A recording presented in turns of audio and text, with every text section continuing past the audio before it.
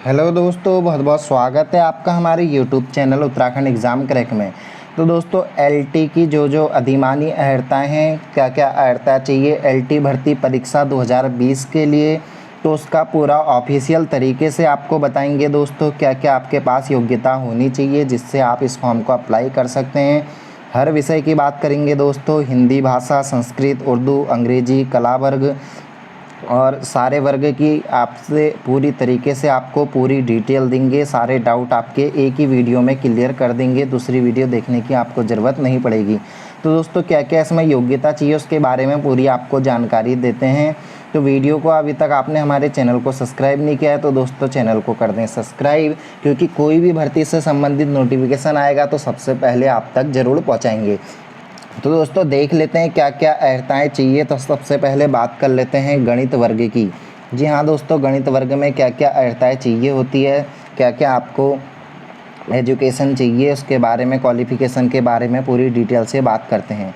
तो सबसे पहले बात कर लेते हैं दोस्तों गणित विषय की। तो भारत में विधि द्वारा स्थापित किसी विश्वविद्यालय से एक गणित एवं 2 भौतिक विज्ञान के साथ स्नातक की उपाधि होनी ज़रूरी है। जी हाँ दोस्तों, आपके पास स्नातक होना ज़रूरी है गणित और भौतिक विज्ञान के साथ, अगर आप गणित विषय से भरना चाहते हैं तो।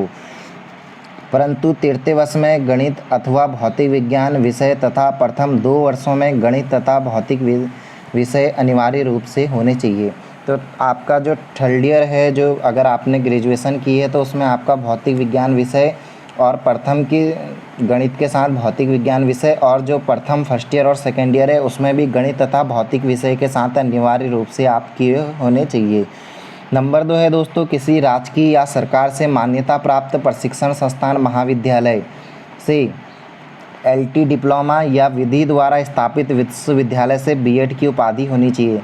या तो आपके पास एलटी का डिप्लोमा होना चाहिए या फिर आपके पास बीएड की उपाधि होनी चाहिए।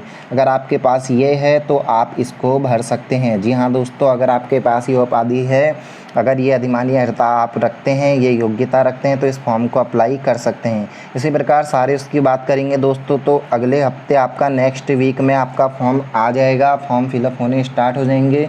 तो दोस्तों अगर आप भरना चाहते हैं फॉर्म तो काफ़ी अच्छा आपके लिए एक मौका है।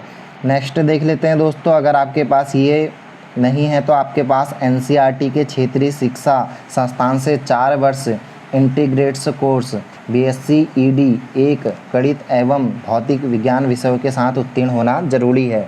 अब बात कर लेते हैं दोस्तों सहायक अध्यापक। अगर आप विज्ञान वर्ग से भरना चाहते हैं तो विज्ञान वर्ग के लिए क्या चाहिए दोस्तों, तो भारत में विधि द्वारा स्थापित किसी विश्वविद्यालय से रसायन विज्ञान, जंतु विज्ञान एवं वनस्पति विज्ञान विषयों के साथ स्नातक आपके पास होना चाहिए।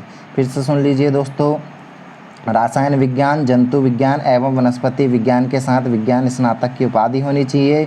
और नंबर 2 आपके पास होना चाहिए दोस्तों, किसी राजकीय या सरकार से मान्यता प्राप्त प्रशिक्षण संस्थान या महाविद्यालय से एलटी डिप्लोमा होना चाहिए। या फिर दोस्तों बीएड की उपाधि आपके पास होनी चाहिए, विधि द्वारा स्थापित विश्वविद्यालय से बीएड की उपाधि होनी चाहिए। अगर दोनों में से एक भी है तो आप इस फॉर्म को अप्लाई कर सकते हैं। नेक्स्ट बात कर लेते हैं दोस्तों सहायक अध्यापक हिंदी भाषा की।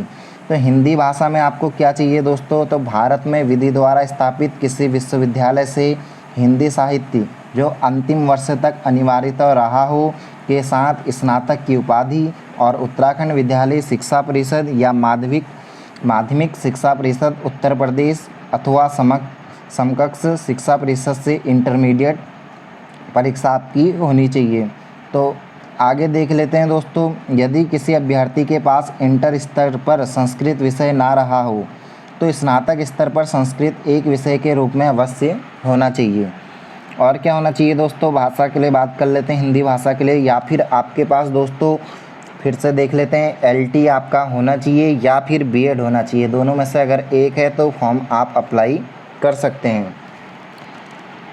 इसके साथ बात कर लेते हैं दोस्तों सहायक अध्यापक संस्कृत। तो सहायक अध्यापक संस्कृत में दोस्तों भारत में विधि द्वारा स्थापित किसी विश्वविद्यालय से संस्कृत जो अंतिम वर्ष तक अनिवार्यता रहा हो के साथ स्नातक की उपाधि, और उत्तराखंड विद्यालय शिक्षा परिषद के साथ आपका इंटरमीडिएट होना चाहिए। और साथ में दोस्तों किसी मान्यता प्राप्त संस्कृत महाविद्यालय से या तो आपके पास शास्त्री की उपाधि हो या फिर आपने एलटी डिप्लोमा जो है बीएड आप करे होने चाहिए, तो आप इस फॉर्म को अप्लाई कर सकते हैं। इसी प्रकार दोस्तों हर विषय का आप यहाँ देख सकते हैं किस प्रकार आपका है। कला वर्ग की बात कर लेते हैं। भारत में विधि द्वारा स्थापित किसी विश्वविद्यालय से ड्राइंग या पेंटिंग में अथवा फाइन आर्ट में स्नातकोत्तर उपाधि होनी चाहिए। नंबर 2 है दोस्तों इंटरमीडिएट परीक्षा प्रारंभिक कला ड्राइंग अथवा पेंटिंग के साथ उत्तीर्ण होनी चाहिए। या फिर दोस्तों आपके पास होना चाहिए मान्यता प्राप्त संस्था से इंटरमीडिएट, हायर सेकेंडरी या सीनियर सेकेंडरी परीक्षा उत्तीर्ण के साथ न्यूनतम 4 वर्षीय पूर्णकालिक डिप्लोमा होना चाहिए। अगर आपके पास ये भी नहीं है तो आपके पास भारत के विधि द्वारा स्थापित किसी विश्वविद्यालय से ड्राइंग या पेंटिंग कला विषय में स्नातक की उपाधि होनी चाहिए और साथ में बीएड या एलटी में से एक आपके पास होना चाहिए। तो दोस्तों ये हैं आपके सहायक अध्यापक या एलटी के दोस्तों आपके जो आपके विषय के साथ आप उत्तीर्ण होने चाहिए, ये अनिवार्य शैक्षिक अर्हता आपकी होनी चाहिए। उसके बारे में पूरी डिटेल आपको दी गई है। यहाँ पर देख लेते हैं दोस्तों क्या दिया गया है। तो लास्ट में दिया गया है दोस्तों अभ्यर्थी को सहायक अध्यापक एलटी पद पर नियुक्ति या चयन हेतु यूटीईटी या सीटीईटी की परीक्षा उत्तीर्ण होना अनिवार्य होगा। जी हाँ दोस्तों, यूटीईटी और सीटीईटी की परीक्षा इनमें से एक आपको उत्तीर्ण होना अनिवार्य होगा।